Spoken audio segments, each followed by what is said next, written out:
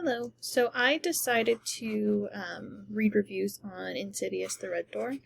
The first one I chose is from RogerEbert.com.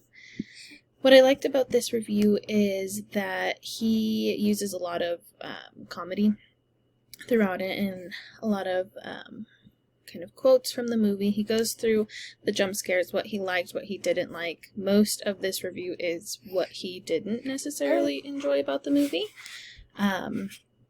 He does kind of assume in his review that people have seen the other Insidiouses, which, I mean, makes sense if you're looking at the last movie of the series, but he doesn't go too in-depth about what the movie necessarily is about. I do enjoy the comedy in it, though.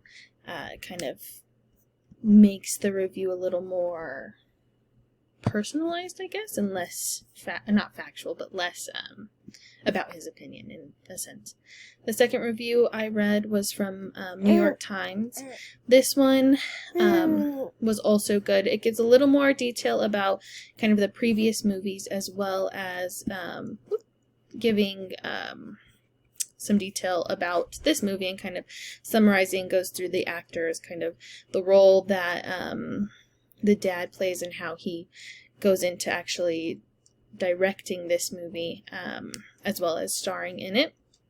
It has less comedy and is a little bit more based on not based on the movie, but it's more to the point, I guess, is what I'm trying to say. This one also goes into kind of what they didn't like more so than what they did like, but it also talks about the jump scares and kind of the good qualities of this movie. The last review I chose was from The Hollywood Reporter. I think this was probably my favorite review of them all, in terms of what they talked about. They gave a lot of background detail on the other movies, as well as kind of in 2013, when the last movie of it was done. It also talks a lot about the backstory of each character, so it kind of gives people an idea of what to expect in this movie and why those things are important. And there it talks about the jump scares. This one is a little more neutral in what it talks about. It's less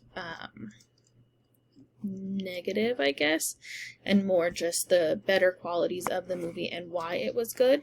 I think it was a good review to read. Had I not seen the movie, this probably would have made me want to see it. And yeah, I like the way it wrapped up as well.